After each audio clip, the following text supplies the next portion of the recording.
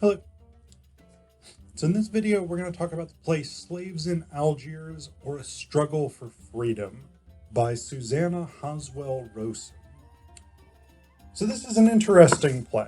It is early American drama, 1794, which is not normally what I read. But I saw this book in a used bookstore in Maine, and it caught my eye. It's interesting. I'll put it that way. So the context for this play is the international situation leading up to what's called the Barbary Coast War, which was the first military activity that the U.S. was involved in after the American Revolution. Basically, what happened is that after the Revolution, U.S. merchants and traders and even the emerging U.S. Navy did not have the protection of the British Navy. And so, privateers, corsairs was the term, basically pirates from North African states like Morocco, Algiers, and Tripoli, started plundering U.S. shipping and capturing and enslaving or holding for ransom American sailors and passengers. The U.S. was not entirely thrilled with this turn of events, and so eventually, in I think it's 1801, the Barbary Coast War starts. But basically, the U.S. goes to war with some of the North African states. And these North African states are semi-independent. They are independent monarchies, but they're subject technically to the Sultan of the Ottoman Empire. So within, say, Algiers or Tripoli, you have a sort of autocratic ruler who controls the state, but that autocratic ruler is the vassal to a larger imperial throne. So that's the background here. Basically, Rowson gives us a play about a number of American Christian captives who've been taken by the Dey of Algiers, D-E-Y, that was the title of the ruler of Algiers. And basically they are being enslaved in North Africa. They're attempting to, some of them, like Rebecca, who's wealthy, is attempting to send for money to ransom them. Others are planning escape attempts. Some of the Christian Americans are converting, particularly Algerian women, particularly attractive Algerian women. And that's not like the men are necessarily converting Algerian women. The female Christians are converting the attractive Algerian women, who then are like, oh, I hope some white American Christian will, take me back out of Algiers where I hate it. Yeah. So this is a propaganda piece. That, if that wasn't abundantly obvious from that very problematic thing that I just said, this is a propaganda piece, and this is melodrama. It's 1794. And Rowson herself has a sort of interesting relationship with the U.S. because she was born in Britain. She lived in the U.S.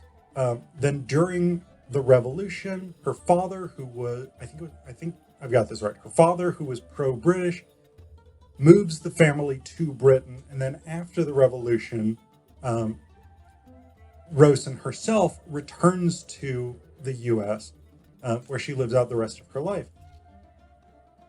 So she has something, as someone who's the daughter of a British loyalist, she has something of a vested interest in waving the flag and saying rah rah patriotism.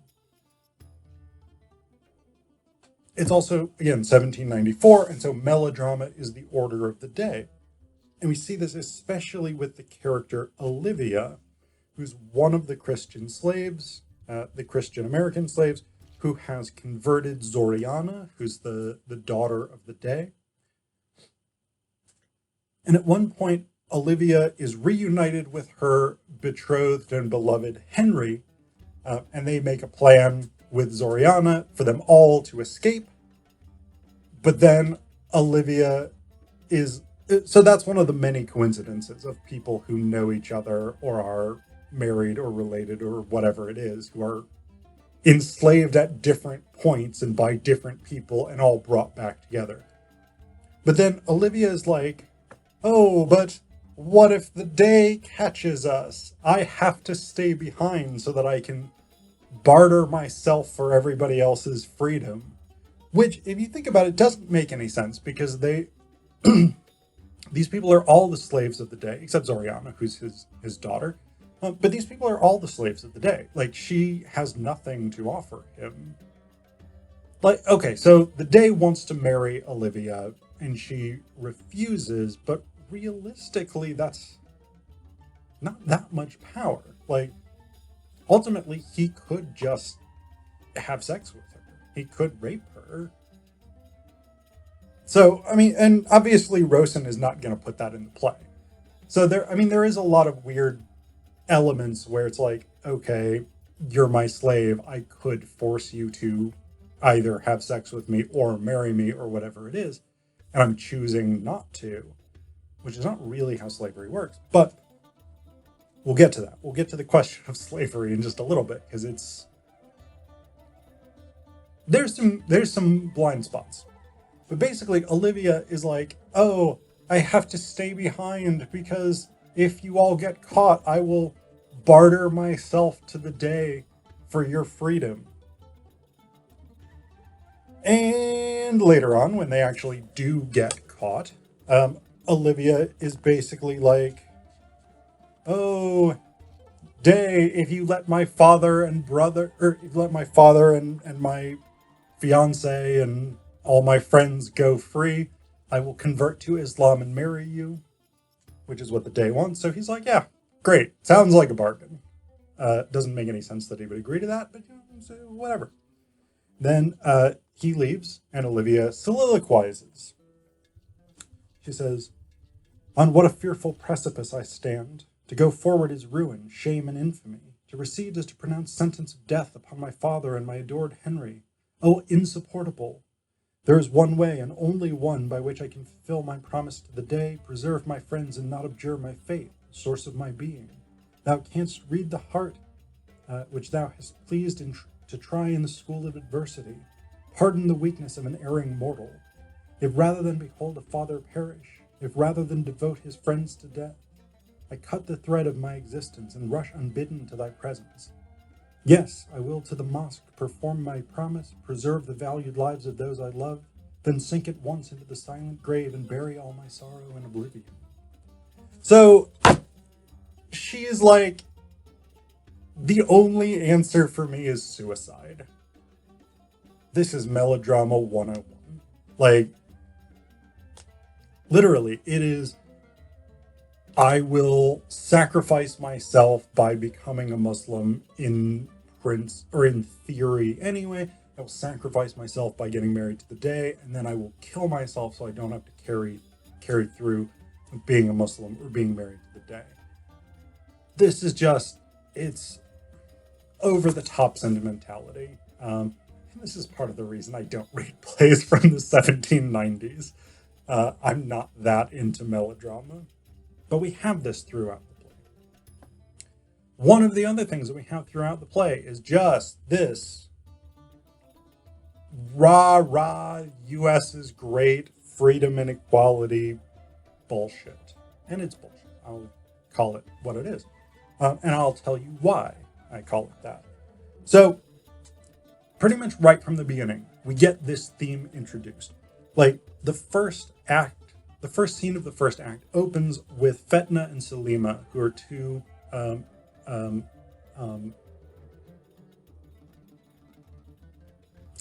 Algerian women. Fetna is a convert to Christianity, a secret convert to Christianity. Salima is her friend, who I think never appears after this scene. She's basically there to give Fetna the opportunity to talk about how great America is. And so Salima basically says, surely you have no reason to complain, chosen favorite of the day. What can you wish for more? And Fetna says, oh, a great many things. This is like, we have one line from Fetna, that's Salima's first line, and then this is Fetna's first speech, per se. Oh, a great many things. In the first place, I wish for liberty. Why do you talk to me of being a favorite? Is the poor bird that is confined in a cage because a favorite of its enslaver consoled for the loss of freedom? No. Though its prison is of golden wire, its food delicious, and it is overwhelmed with caresses, its little heart still pants for liberty. Gladly would it seek the fields of air, and even perched upon a naked bough exulting, carol forth its song, nor once regret the splendid house of bondage. And later on, when Salima asks, where'd you get these crazy ideas, Fetna? Fetna says, some few months since my father, who sends out many corsairs, brought home a female captive to whom I became greatly attached. It was she who nourished in my mind the love of liberty and taught me, woman was never formed to be the abject slave of man. Nature made us equal with them and gave us the power to render ourselves superior. And then when asked where this woman comes from, Fetna says she came from that land where virtue is in either sex is the only mark of superiority. She was an American.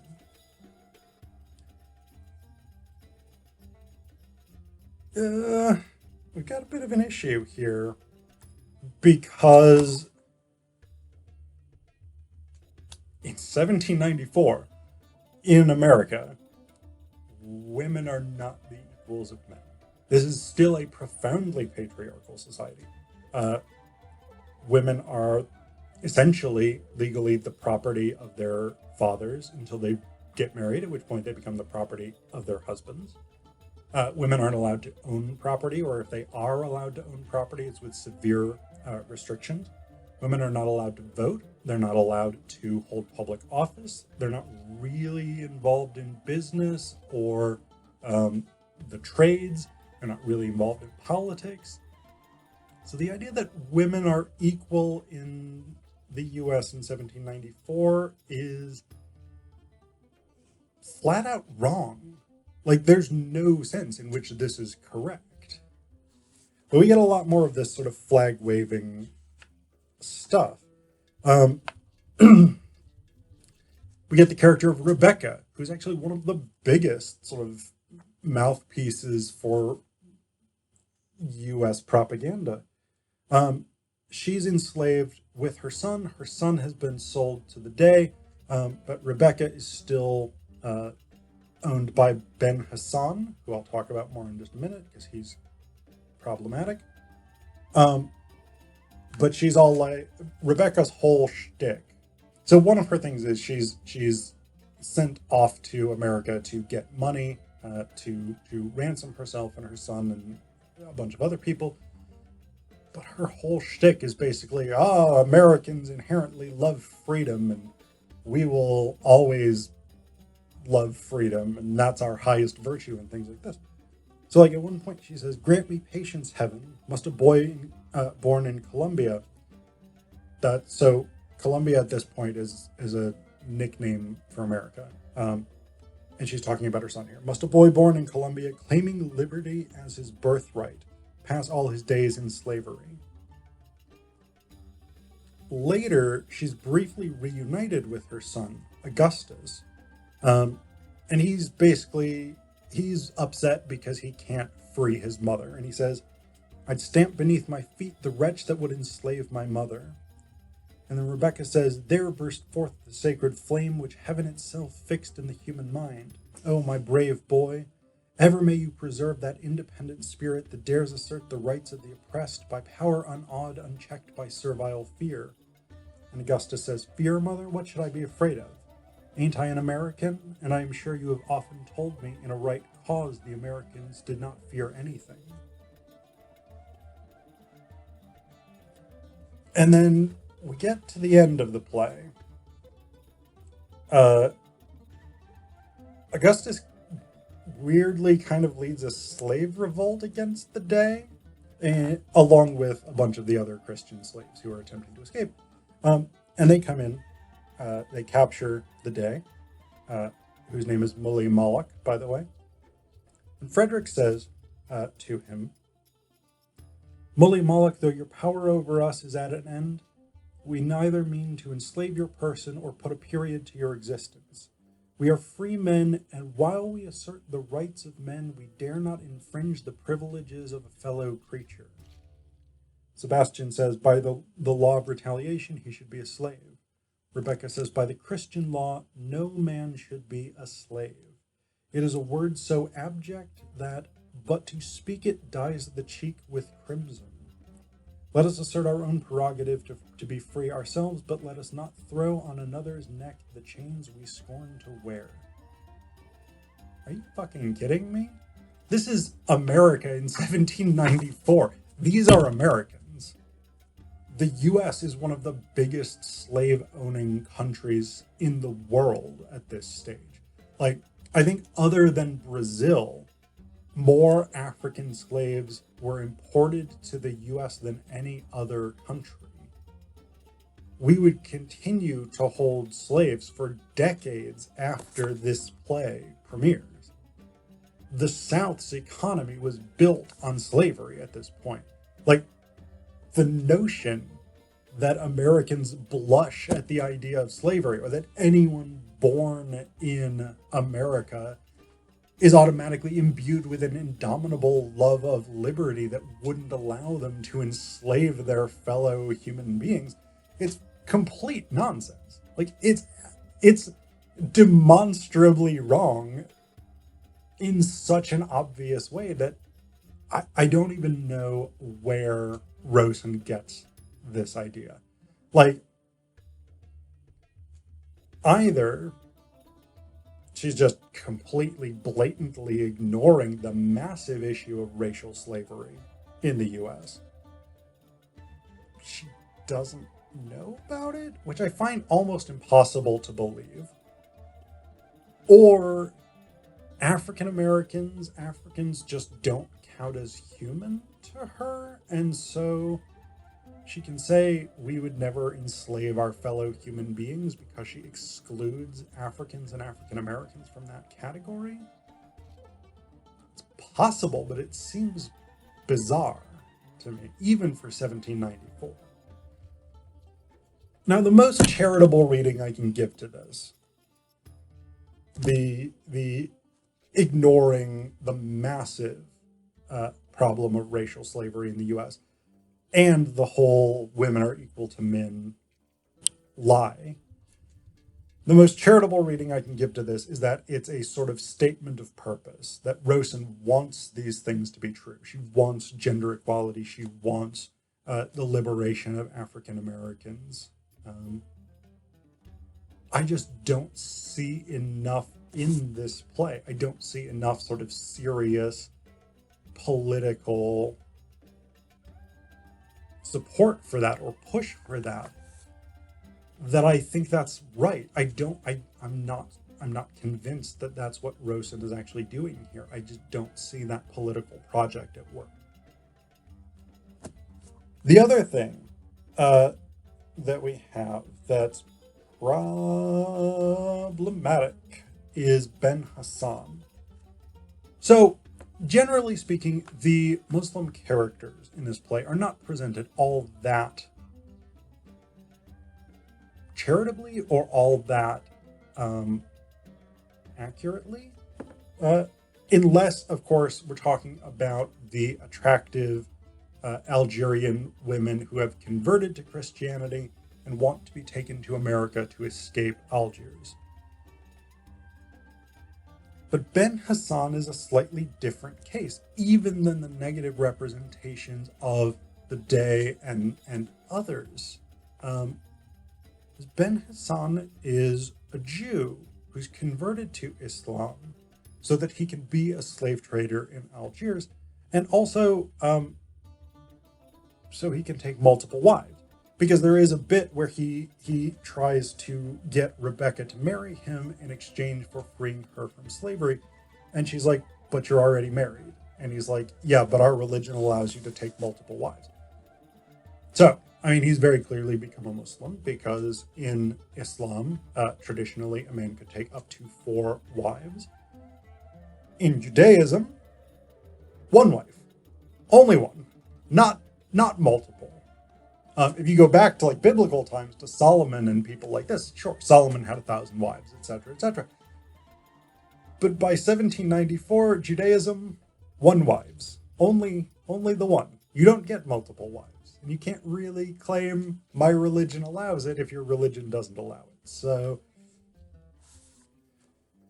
but Ben Hassan is the most ethnically problematic character because he's presented as extremely greedy. He actually intercepts the money that is sent to Rebecca to ransom her freedom, and he pretends that he has not got it so that he can try and get more money out of her. This, of course, is the stereotype of the avaricious Jew. But he's also the only character who's written in this weird dialect. Like, when we get Mulia Malak later, when we get the various Algerian women who have converted to Christianity, they all speak regular 1794 American Standard English. But Ben Hassan doesn't. So his first line is, "How do you do, Mrs. Rebecca?" She says, "Well in health, Hassan, but depressed in spirit." And then he says, so that first line is fine. Like, there's nothing in there that's weird. But then his second line is, "Ah, dat be very bad. Come, cheer up. I wants to talk vid you. You must not be so melancholy. I be your very good friend." And Rebecca has a line, and then he says, "You likes mightily to be by yourself, but I must talk with you a little. I vansh, Vantsh, to know when you think your ransom will come. 'Tis a long time, Mrs. Rebecca," etc. He's the only character who's written in some sort of dialect. And it's clearly a technique of signaling that this character is a villain, signaling that he is an ethnic other. And it's clearly a pretty anti-Semitic depiction, which I'm not on board with. If you want a hot take, I'm not down with anti-Semitism.